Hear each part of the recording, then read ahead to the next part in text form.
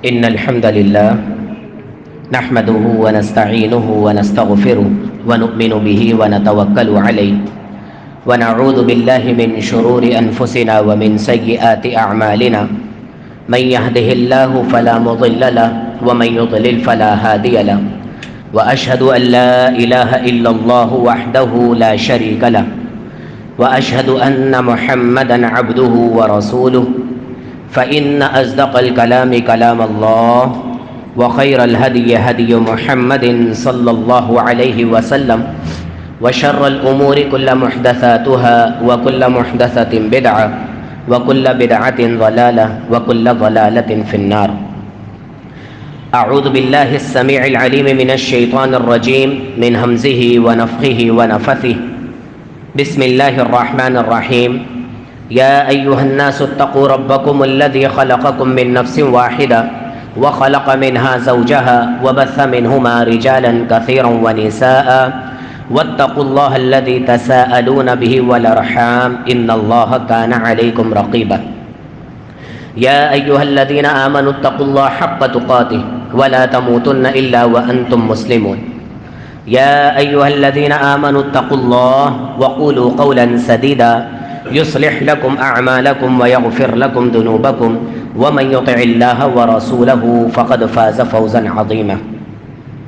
اللهم صل على محمد وعلى آل محمد كما صليت على إبراهيم وعلى آل إبراهيم إنك حميد مجيد. اللهم بارك على محمد وعلى آل محمد كما باركت على إبراهيم وعلى آل إبراهيم إنك حميد مجيد. رب اشرح لي صدري ويسر لي أمري واحلل عقدة من لساني يفقه قولي. اللهم انفعني بما علمتني وعلمني ما ينفعني وزدني علما رب زدني علما. تمام در تعریفات، تسبیحات، تحلیلات، تکبیرات، تقدیسات، ہر قسم کی بڑائی کبریائی والے الفاظ، تکبر والے الفاظ، تعریفی والے کلمات اس اکیلے اللہ تبارکہ و تعالی کے لیے ہیں جس رب العالمین اور احکم الحاکمین نے اس پوری کائنات کو صرف کن کہہ کر تخلیق کیا اور اللہ ہی کے حکم سے یہ پوری کی پوری کائنات ایک دن ختم ہو جائے گی، پھر دوبارہ اٹھائی جائے گی اور پھر بڑی باریکی سے سوال کیے جائیں گے. لا يسأل عما يفعل وهم يسألون. وہ ذات ایسی ذات ہے کہ وہ ہر شے سے سوال کرنے پر قادر ہے لیکن اس سے کوئی سوال نہیں کیا جا سکتا. وہ ذات ایسی ذات ہے جو ہر بیمار کو شفا دیتی ہے لیکن وہ کبھی بیمار نہیں ہوتی. وہ ایسی ذات ہے جو ہر شے کی باریک سے باریک بینی سے بڑے حفاظت کرتی ہے، نیند میں ہو یا بیداری میں ہو، لیکن وہ ذات ایسی ہے کہ لا تأخذہ سنۃ ولا نوم. اس ذات کو نیند تو بہت دور کی بات ہے، کبھی اونگ بھی نہیں آتی. اللہ تبارک و تعالی کی ذات نیند سے پاک، ہر عیب سے پاک، کھانے پینے سے پاک، اولاد سے پاک، بیوی بچوں سے پاک. یہ تمام تر صفات صرف اور صرف ایک ہی ذات کی ہیں اور وہ میرا اور آپ کا پروردگار ہے اللہ رب العالمین احکم الحاکمین. ساتھ ہی کروڑوں اربوں درود و سلام ہو پیغمبر آخر الزمان محمد الرسول اللہ صلی اللہ علیہ وسلم کی ذات اقدس پر. شور ہو رہا ہے تھوڑا سا کہ آپ علیہ الصلاۃ والسلام نے اللہ تبارکہ و تعالی کی وحی کا ایک ایک حرف اپنی امت تک پہنچانے کا فریضہ انجام دیا. کروڑوں اربوں درود و سلام ہو محمد الرسول اللہ صلی اللہ علیہ وسلم کی ذات اقدس پر صلی اللہ تعالی علیہ وآلہ وسلم تسلیما کثیرا کثیرا. مختصر حمد و ثنا کے بعد اللہ تعالیٰ سے دعا ہے کہ اللہ تعالیٰ مجھے حق اور سچ اور شریعت کے مطابق بات کرنے کی توفیق عطا فرمائے. ہم سب جب معاشرے کی موجودہ صورتحال کو دیکھتے ہیں تو اس کے بگڑے ہوئے معاملات کو، اور اتنے بگڑے ہوئے معاملات جو سر سے اوپر چلے گئے ہیں، جس طرح عام الفاظ میں کہا جاتا ہے کہ پانی سر سے اوپر چلا گیا، اس قدر برے اور بگڑے ہوئے حالات کو جب ہم دیکھتے ہیں تو ہم اپنے اوپر سے گندگی کو صاف کرنے کے بجائے وہ ساری برائیاں معاشرے کے اوپر ڈال دیتے ہیں، اور پھر معاشرے کی بھی ساری کی ساری برائیاں ہم اٹھا کر حکومت کے اوپر ڈال دیتے ہیں۔ مثال کے طور پر مسلمانوں کا معاشرے میں جو المیہ جو کرائٹیریا بنا ہوا ہے، یہ وہ بنا ہوا ہے کہ مسلمان جھوٹے ہیں اور دھوکے باز ہیں۔ یہ حقیقت بات ہے، شاید یہاں پر نہ ہو لیکن انٹرنیشنل مارکیٹ میں یہی تصور ہے میرا اور آپ کا، اور بڑے دکھ کے ساتھ یہ بات کہنی پڑتی ہے کہ وہ مسلمان اور ان مسلمانوں کا وہ رہبر اور رہنما، وہ ان کا ٹیچر اور وہ استاد اور وہ نبی جس کا نام ہی امین اور صادق، نبی صلی اللہ علیہ وسلم کی اللہ تبارک و تعالی نے 40 سال نبوت سے پہلے جو تربیت کی وہ صداقت اور امانت پہ کی، اسی قوم کے، اسی کی امت آج اگر وہ مشہور ہے پوری دنیا میں تو وہ خیانت کے نام سے اور دیانت داری دور دور تک ان کے اندر کہیں پر نظر نہیں آتی۔ اور جب لوگوں کو یہ کہا جاتا ہے تو وہ کہتے ہیں کہ جناب علی اس میں حکومت کی جو ہے نا وہ ساری پالیسیاں ہیں۔ نہیں، بہت ساری ایسی چیزیں ہیں کہ معاشرے کو سدھارنے کے لیے مجھے اور آپ کو ڈائریکٹلی اپنا کردار ادا کرنا پڑے گا۔ بہت ساری ایسی چیزیں ہیں جس میں ڈائریکٹلی حکومت کی رسپانسبلٹیز ہوتی ہیں۔ مثال کے طور پر اگر حکومت صفائی کا انتظام نہیں کرتی ہے تو کیا میں اپنے گھر کو، اپنی گلی کو گندا رکھوں گا، بالکل خراب رکھوں گا؟ نہیں، اگر حکومت اپنے طور پر انتظامات نہیں کر رہی ہے تو میں نے اپنے گھر سے کچرے کو صاف کرنا ہے، کچرے کو اٹھا کر ڈسٹ بن میں ڈالنا ہے، یہاں تک کہ اپنی بلڈنگ کو، اپنی گلی کو صاف کر کے ایک بڑی کچرا کنڈی کے اندر ڈالنا ہے۔ پھر وہاں سے اگر حکومت کرتی ہے تو وہ اچھی بات ہے۔ اسی طریقے سے جھوٹ، فریب اور دھوکے بازی، اگر حکومت کتنی ہی کرپٹ کیوں نہ ہو، لیکن سوال مجھ سے میری ذات کا ہوگا، میرے اپنے جھوٹ کا ہوگا۔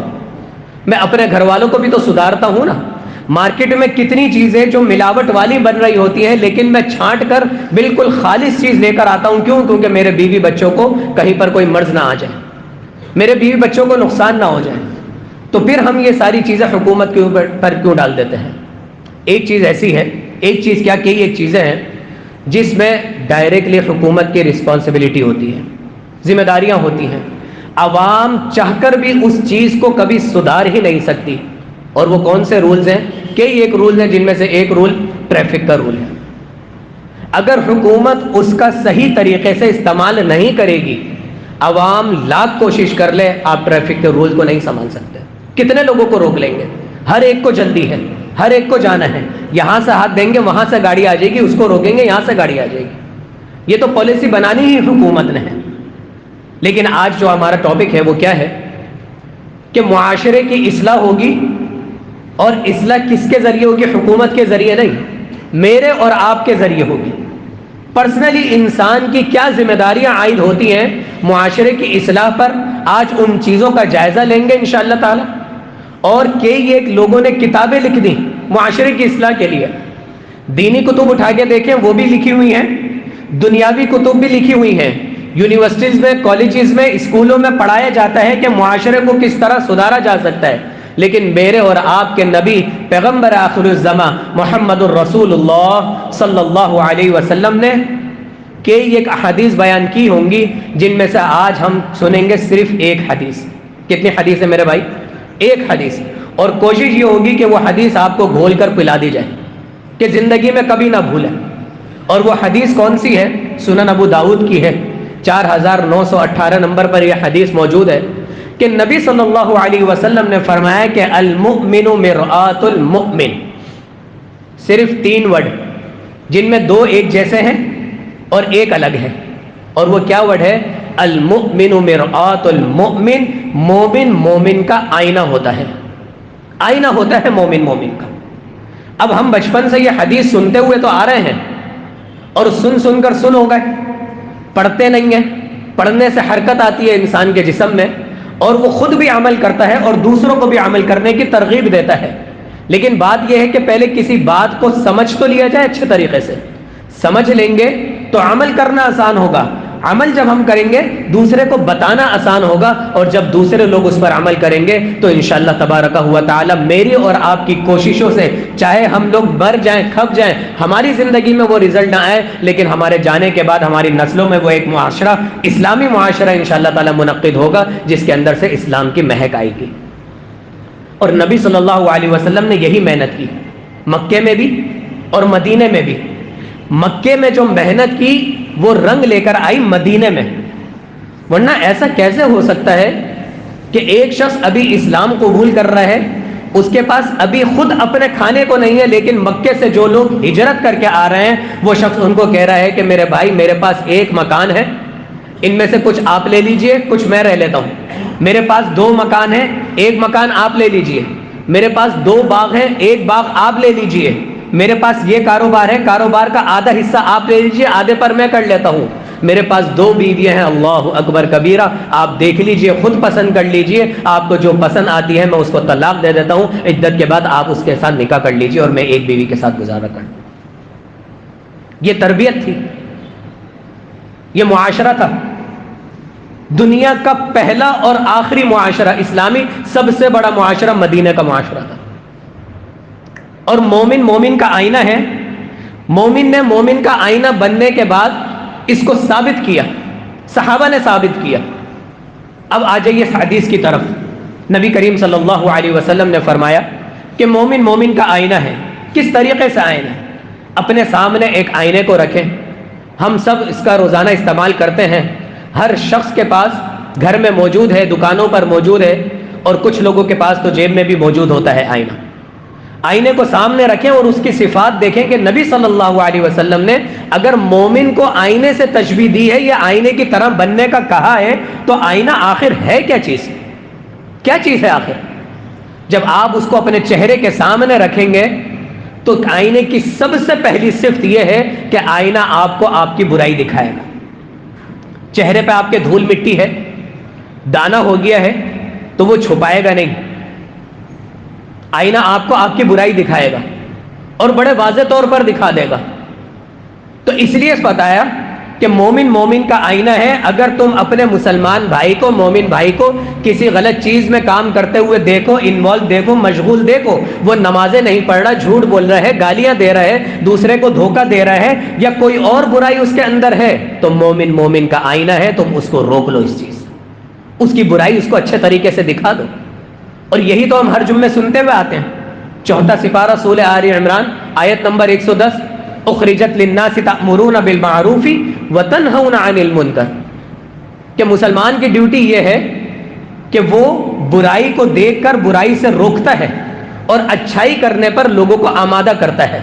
اور پھر ایک اور جگہ نبی صلی اللہ علیہ وسلم نے فرمایا من رأى منکرا فلیغیرہ بیدیہ، کہ تم میں سے کوئی بھی شخص کسی بھی برائی کو دیکھے، کسی کو بھی برائی میں دیکھے تو اسے چاہیے کہ اسے روک دے، اسے بدل دے۔ کس طریقے سے بدل دے؟ بیدیہ، اپنے ہاتھ سے بدل دے۔ فإن لم يستطع، اگر اس کے اندر اتنی طاقت نہیں ہے تو فبلسانی، تو اسے چاہیے کہ اپنی زبان سے روک دے۔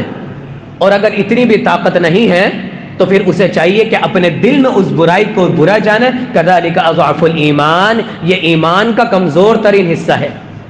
یہاں بات سمجھنے کی یہ ہے کہ ہم برائی سے لوگوں کو روکتے نہیں ہیں اور ہم یہ سوچتے ہیں کہ ہمارے پاس طاقت نہیں ہے، اور وہ طاقت ہم دنیاوی طاقت سمجھ لیتے ہیں کہ جس کے پاس زیادہ عہدہ ہوگا، جناب امام صاحب ہوں گے، وہی منع کر سکتے ہیں، ہم تو نہیں منع کر سکتے۔ نہیں، اگر آپ منع نہیں کر رہے تو یہ آپ کے ایمان کی کمزوری ہے۔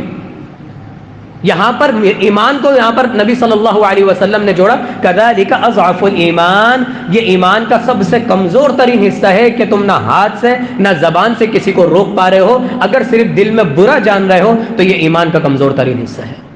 تو آئینہ، مومن کا آئینہ بننا ہے، اور آئینہ آپ کو آپ کی برائی دکھاتا ہے۔ میرا مومن بھائی ہے، کوئی دکان لے رہا ہے، کوئی مکان لے رہا ہے، اور میں دیکھ رہا ہوں کہ وہ غلط جگہ پیسے انویسٹ کر رہا ہے، تو مجھے چاہیے کہ خالص اللہ کی رضا کے لیے اپنے بھائی کو روک دیں، اپنے بھائی کو روک دیں۔ ہم بھی تو یہی چاہتے ہیں نا کہ اگر میں کوئی غلط فیصلہ کرنے والا ہوں، کوئی غلط قدم اٹھانے والا ہوں، تو میرا کوئی مخلص بھائی مجھے آ کر روک دے۔ لیکن جب نقصان ہو جاتا ہے لاکھوں کا، پھر لوگ مشورے دے رہے ہوتے ہیں، بھائی پہلے کہاں تھے، پہلے ہی بتا دیتے یہ بات، ارے ہم نے کہا کہ تم تو کسی کی سنتے نہیں ہو، ان کو کرنے تو بہت بڑے بنتے ہیں. یہ بھی ہمارے اندر آنا ہے کہ ہم کسی کا مشورہ سنتے نہیں ہیں. کوئی اگر مخلصانہ طور پر مشورہ دے رہا ہو تو ہم اس کی بات کو کوئی اہمیت ہی نہیں دیتے، تو پھر اگلا دوسری دفعہ ہمیں کوئی مشورہ نہیں دیتا. تو مومن کا آئینہ ہے کہ آپ کسی کو خالصتاً مشورہ دیں، اور اگر آپ کو کوئی مشورہ دے رہا ہو تو اس کی بات کو سنیں، سمجھیں، پرکھیں. اگر اس کی بات حقیقت پر مبنی ہے تو اس کی بات کو مان لیں. کیا پتہ وہ اللہ کی رضا کے لیے کر رہا ہو. اور مومن وہی ہے کہ مسلمان وہی ہے. نبی صلی اللہ علیہ وسلم نے فرمایا، ابن ماجہ کی حدیث ہے، حدیث نمبر 1433، کہ نبی صلی اللہ علیہ وسلم نے فرمایا کہ مسلمان وہ ہے جو اپنے دوسرے مسلمان کے لیے وہی کچھ پسند کرے جو اپنے لیے پسند کرے.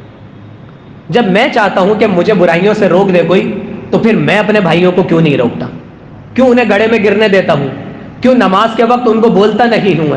کیوں دیکھ رہا ہوں کہ سامنے یہ پروڈکٹ بیچ رہے ہیں، جھوٹ بول کر بیچ رہے ہیں، ان کو بتا دو بھائی یہ جو آپ کام کر رہے ہو یہ غلط کر رہے ہو، اس پروڈکٹ پہ لکھا ہوا کچھ ہے اور اندر کچھ ہے، صاف بات بتا دو.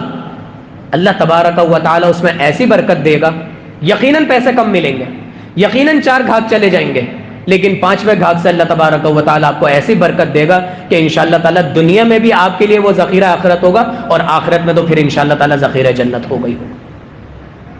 تو جھوٹ نہیں بولنا، دھوکہ نہیں دینا. اور کیوں نہیں دینا؟ کیونکہ آئینہ دھوکہ نہیں دیتا، ہم خود دھوکہ کھا لیتے ہیں. کسی شاعر نے کہا کہ عمر بھر ہم یہی خطا کرتے رہے، دھول چہرے پہ تھی اور ہم آئینہ صاف کرتے رہے. چہرے پہ ہمارے دھول ہے، کردار ہمارا برا ہے، اور ہم دوسروں کو ٹوکے جا رہے ہیں. میرا اپنا کردار تو صحیح ہوگا ہی نہیں، تو میرا اپنے چہروں کو دھونا ہے، اپنے چہروں کو صاف کرنا ہے. پہلی صفت آئینے کی کہ اپنے مومن بھائی کو اس کی غلطی احسن طریقے سے بتانی. دوسری صفت آئینے کی کہ آپ کی غلطی یا آپ کا داغ، آپ کی دھول مٹی وہ صرف آپ کو ہی بتاتا ہے. کبھی ایسا ہوا ہے کہ آپ آئینے کے سامنے کھڑے ہوئے ہوں اور آپ کے چہرے کے جو دھبے ہیں، وہ داغ ہیں، دانے ہیں، وہ پڑوسیوں کو بتا رہا ہوں؟ کبھی بھی نہیں ہوتا. یہاں تک کہ دوسرے کمرے میں جو ہمارے گھر کے افراد بیٹھے ہوئے تو ان کو بھی نہیں معلوم ہوتا. میں اور آئینہ ہے سامنے، اور وہ میری ساری غلطیاں صرف مجھے بتا رہا ہے. مومن کا آئینہ ہے. آپ نے اگر کسی کی غلطی بتانی ہے تو صرف اسی کو بتانی ہے، پورے خاندان میں نہیں گانا. بیٹا اگر غلطی کر رہا تھا تو یہ نہیں کہ اس کے دوستوں کو جا کر بتا دیا یا ان کے گھر والوں کی برائیاں شروع کر دی. ہاں اگر وہ بالغ ہے تو ڈائریکٹلی اس کو بتائیں، اور اگر وہ بالغ نہیں ہے اور وہ کوئی بہت بڑی غلطی کر رہا ہے تو اس کے والد کو بتائیں جو ان کے سرپرست ہے کہ ہم نے آپ کے بچے کو ایسی ایسی جگہ پر دیکھا ہے، ایسے ایسے مقام پر دیکھا ہے، یہ چیز بالکل صحیح نہیں ہے، اس کا اٹھنا بیٹھنا صحیح نہیں ہے، اس کی گیدرنگ صحیح نہیں ہے. اپنے بیٹے پہ تھوڑا سا کنٹرول کر لیں یا اس سے پوچھ گچھ کر لیں کہ اس وقت وہ کہاں پر تھا. میں نے اپنا بیٹا سمجھ کر، اپنا ایک مسلمان بیٹا سمجھ کر، مومن بیٹا سمجھ کر میں نے اس پر نظر رکھی، اور میری نظر میں آیا تو میں نے آپ کو بتا دیا، اور میں آپ کو مخلص ہو کر یہ بات بتا رہا ہوں. اللہ تعالیٰ سے دعا ہے کہ اللہ تعالیٰ آپ کے بیٹے کو بھی اس برائی سے محفوظ رکھے اور میرے بچوں کو بھی برائی سے محفوظ رکھے. جب آپ کسی مومن بھائی کو اس طریقے سے اخلاص سے بتائیں گے تو کبھی وہ آپ کو پلٹ کر جواب دے گا نہیں، بلکہ آپ کا شکریہ ادا کرے گا. المؤمن مرآت المؤمن، مومن کا آئینہ ہوتا ہے، اور آئینہ اسی کو برائی دکھاتا ہے جس کے سامنے وہ کھڑا ہوا ہوتا ہے، کسی اور کو نہیں.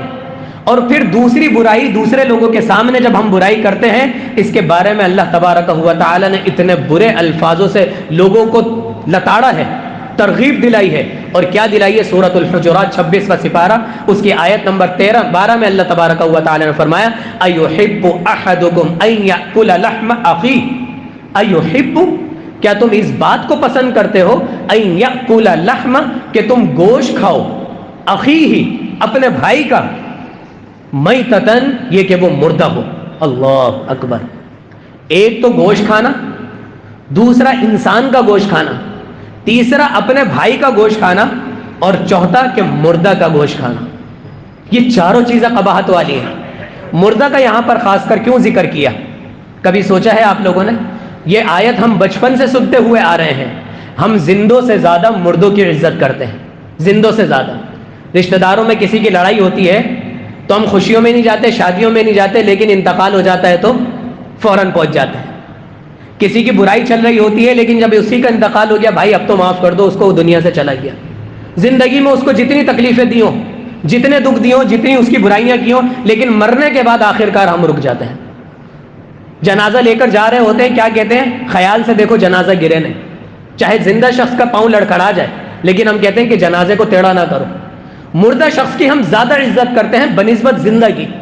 اس لیے اللہ تبارک و تعالی نے یہاں پر فرمایا ایحب احدکم ان یاکل لحم اخیہ میتا.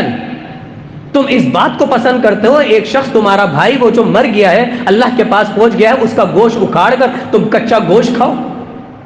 کس چیز سے تشبیہ دی؟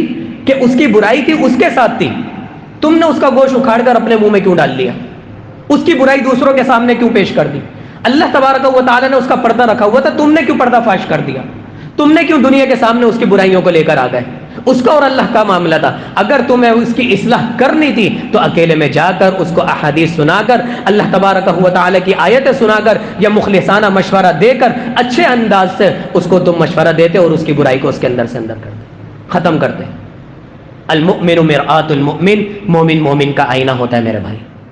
مومن مومن کی برائیاں نہیں کرتا، پیٹ پیچھے برائیاں نہیں کرتا، لوگوں کے سامنے گاتا پھرتا نہیں ہے، اس کی ویڈیو بنا کے لیک نہیں کرتا، اس کی آڈیو کہیں اور شیئر نہیں کرتا، اس کی پرائیویٹ باتوں کو کہیں اور دوسرے گروپ میں نہیں ڈالتا. ہر طرح کا ہم نے خیال رکھنا ہے. جو چیزیں ٹیکنیکولوجی کے ذریعے ہم لوگ استعمال کر رہے ہیں، ہم نے ان احادیث پر اپنی ہر ایک قدم کو پرکھنا ہے کہ کہیں یہاں مجھ سے تو غلطی نہیں ہو رہی، کہیں مجھ سے یہاں پر تو غلطی نہیں ہو رہی. المؤمن مرآت المؤمن، مومن مومن کا آئینہ ہے. 2 صفات ہو گئی، یاد رہیں گی سب کو صفات. پہلی صفت کہ مومن آئینہ انسان کی غلطی کو بتاتا ہے، چھپاتا نہیں ہے. دوسرا اسی کو بتاتا ہے، کسی اور کو نہیں بتاتا. تیسری آئینے کی صفت، آئینہ آپ کو آپ کی اتنی ہی غلطی بتائے گا جتنی آپ کے اندر ہے. کبھی ایسا ہوا ہے کہ ایک گال پہ دانا نکلا ہوا اور آئینہ دکھا رہا ہو دونوں گال پہ نکلا ہوا؟ کبھی بھی ایسا نہیں ہوگا. یہاں پر دانا نکلا ہوا اور آئینہ دکھا رہا ہے یہاں پر اور یہاں پر، کبھی ایسا نہیں ہوگا. تو مومن مومن کا آئینہ ہے. اگر کسی شخص کے اندر کوئی برائی ہے اور آپ اس کو سمجھانا چاہتے ہیں، یا پھر دوسری جگہ اس کا اور مشورہ سن لیجیے. کوئی شخص ہے آپ سے مشورہ لیتا ہے کہ فلاں لڑکے کا جو ہے نا ہماری بیٹی کے ساتھ رشتہ آیا ہے، اب آپ بتائیں. اب واقعتاً اس کے اندر کوئی برائی ہے، واقعتاً اس کے اندر کوئی برائی ہے، تو یہاں پر بھی آپ نے مخلصانہ طور پر اس کی برائی بتانی ہے. یہاں پر بتانی ہے تاکہ کسی کی زندگی برباد نہ ہو جائے. زندگیوں کا مسئلہ ہوتا ہے اور مشورہ بھی آپ نے خالص دینا ہے. تو اگر آپ کسی کی برائی بتا رہے ہیں تو اتنی ہی برائی بتائیں گے جتنی اس کے اندر ہے. کیونکہ آئینہ کبھی بھی 1 سینٹی میٹر بھی آپ کا دانا چھوٹا بڑا کر کے نہیں بتاتا، الا یہ کہ آپ کے پاس مرر الگ ہو. کونکیو مرر ہوتا ہے نا، جو ٹریفک سگنل پہ لگا ہوا ہوتا ہے، گاڑی چھوٹی سی ہوتی ہے لیکن بڑی کر کر دکھا رہی جائے ہوتی ہے، وہ الگ بات ہے. لیکن آئینہ جو ہوتا ہے وہ آپ کو اتنی ہی برائی بتاتا ہے جتنی آپ کے اندر برائی ہوتی ہے. تو آپ نے کسی کو اگر بتانے کی مجبوری آ بھی گئی تو برائی اتنی ہی بتانی ہے جتنی اس کے اندر ہے. اور لیکن صرف برائی نہیں بتانی، یہاں برائیاں زیادہ پھیلی ہوئی ہیں، اس لیے بار بار میں ذکر برائی کا کر رہا ہوں. لیکن جب کوئی مشورہ لے رہا ہے اپنی بچی کی، اپنی بھانجی، اپنی بھتیجی، اپنے رشتہ دار کے رشتے کے لیے، تو آپ نے اس شخص کی اچھائیاں بھی بتانی ہیں. ضروری نہیں ہے اس کے صرف برائیاں بتانی ہو. جو اچھی بات ہے وہ بھی بتا دیں، اور اگر کوئی بری بات ہے تو وہ بھی بتا دیں کہ ہم نے ان کو پان گٹکا کھاتے ہوئے دیکھا ہے، ہم نے اس کو اس چیز میں دیکھا ہے، لیکن ماشاءاللہ نمازی ہیں، سچ بولتے ہیں، معاملات اچھے ہیں، گالیاں نہیں دیتے. دیگر چیزیں جو بھی اچھائیاں ہیں وہ بتا دیں، اور اگر کوئی برائی بھی ہے وہ بھی بتا دیں. تو آئینے کی تیسری صفت کہ جتنی برائی ہوتی ہے صرف اتنی ہی برائی بتاتا ہے، اس سے زیادہ نہیں بتاتا. اور آئینے کی چوتھی اور آخری صفت، اللہ اکبر کبیرہ، جب آپ چہرہ دھو کر آ جائیں گے، آپ نے چہرہ دیکھا، آپ کے چہرے پر دانا تھا، آئینے نے آپ کو بتا دیا، صرف آپ کو ہی بتا دیا، جتنا بڑا دانا تھا اتنا بڑا بتا دیا آپ کو. اب آپ نے اس کی ٹریٹمنٹ کر لی، اس کا علاج کر لیا، کریم لگا لی، لوشن لگا لیا، ساری چیزیں کر لی، آپ کا چہرہ بالکل صاف اور شفاف ہو گیا. اب آپ آئینے کے سامنے جائیں گے تو کیا آئینہ آپ کو 1 مہینے پہلے والا دانا دکھائے گا؟ نہیں دکھائے گا. میں اور آپ ہیں جو سالوں پرانی اپنے بھائیوں کی غلطیوں کو دل میں دبا کر رکھتے ہیں. اس بیچارے نے اپنی غلطی کی اللہ سے توبہ کر بھی لی ہوگی، معافی مانگ لی ہوگی، لوگوں کے سامنے شرمندہ ہو گیا ہوگا، اپنے اندر سے اس برائی کو ختم کر لیا ہوگا، لیکن میں اور آپ ہیں کہ اس کو معاف کرنے پر قادر ہی نہیں ہے. کسی شادی میں مل جائے وہی 10 سال پرانی غلطی بیٹاروں کے اس کے منہ پہ مار دیتے ہیں، لوگوں کے سامنے اس کا مذاق اڑاتے ہیں، ہم نے تو فلانا جگہ پر اس کو دیکھا تھا۔ بھائی 4 سال پرانی بات تھی، اس وقت ہو گئی اس سے غلطی۔ جب اللہ معاف کر سکتا ہے تو میری اور آپ کی کیا مجال کہ اپنے مسلمان بھائیوں کو معاف نہ کریں۔ اٹھائیے 19واں سپارہ ہے، اور ایک ہی آیت میں بار بار یہ ذکر بھی کرتا ہوں، اس آیت کو آپ بار بار پڑھیں۔ 19واں سپارہ سورۃ الفرقان کی آیت نمبر 70 ہے کہ اللہ تبارک و تعالی فرماتا ہے الا من تاب وآمن، کہ جو لوگ اپنے گناہوں سے توبہ کر لیتے ہیں، وآمن، اور پھر ایمان پر استقامت اختیار کر لیتے ہیں، اپنے ایمان کو بچا لیتے ہیں، وعمل عملا صالحا، اور پھر نیک اعمال کی طرف لگ جاتے ہیں، فاولئک، یہی وہ لوگ ہیں، یبدل اللہ، اللہ تعالی بدل دیتا ہے، سیئاتہم حسنات، ان کے گناہوں کو ان کی نیکیوں میں بدل دیتا ہے۔ گناہ کو گناہ بھی نہیں چھوڑتا اللہ تبارک و تعالی۔ اور پھر یہی بات اللہ نے سورہ زمر 122-152 آیت، اور کون سا سپارہ ہے؟ 24واں سپارہ، قل یا عبادی الذین اسرفوا علی انفسہم لا تقنطوا من رحمت اللہ، کہہ دیجئے میرے ان بندوں سے جنہوں نے اپنی جانوں پر ظلم کیا، گناہ ہو گئے۔ کس سے گناہ نہیں ہوتے؟ میرے بھائی مجھ سے ہوتے ہیں، آپ سے ہوتے ہیں، ہمارے والدین سے ہوتے ہیں، ہمارے بچوں سے ہوتے ہیں، ہماری بیویوں سے ہو جاتے ہیں، ہمارے بھائیوں سے ہوتے ہیں، ہر شخص سے گناہ ہوتے ہیں، لیکن الحمدللہ اللہ تبارک و تعالی نے لوگوں کے سامنے ہمارے گناہوں پر پردہ ڈالا ہوا ہے، یہ بھی اللہ کی بہت بڑی نعمت ہے۔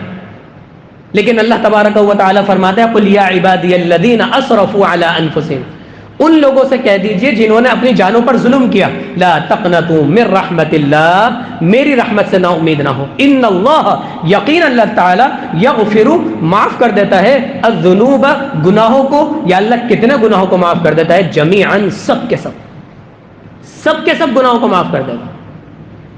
تم کیا کیا حساب لے کر بیٹھے ہوئے ہو اپنے بھائیوں کا، اللہ اس سے بڑے بڑے گناہوں کو معاف کر دیتا ہے۔ اور یہاں پر علماء نے یہ بات لکھی ہے اپنی تفاسیر میں کہ اللہ تبارک و تعالی نے جو لفظ استعمال کیا جمیعاً، سب کے سب، اس کے اندر زانی بھی آ گیا، شرابی بھی آ گیا، والدین کا نافرمان بھی آ گیا۔ توبہ سچی ہونی چاہیے، توبہ سچی ہونی چاہیے، شرمندگی ہونی چاہیے، ندامت ہونی چاہیے، اور اس کے بعد دوبارہ یہ گناہ نہ کرنے کا عزم ہونا چاہیے۔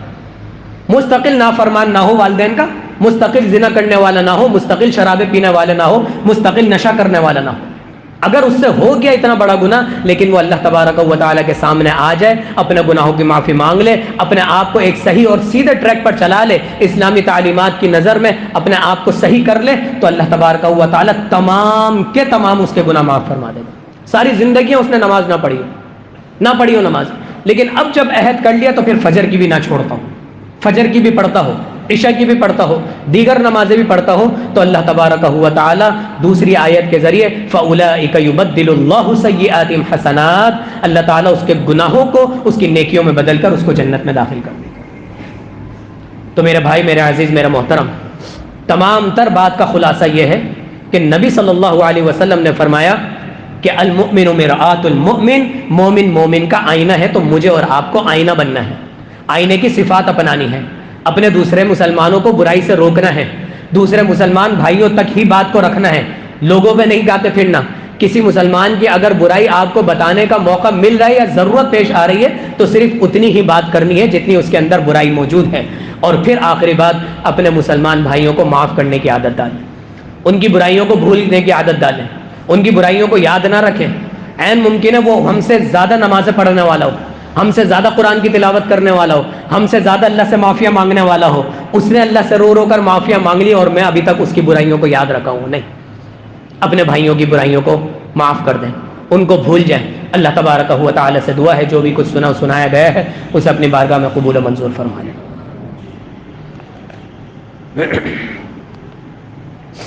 نحمده ونصلي على رسوله الكريم، اما بعد، اللهم صل على محمد وعلى آل محمد كما صليت على إبراهيم وعلى آل إبراهيم إنك حميد مجيد، اللهم بارك على محمد وعلى آل محمد كما باركت على إبراهيم وعلى آل إبراهيم إنك حميد مجيد۔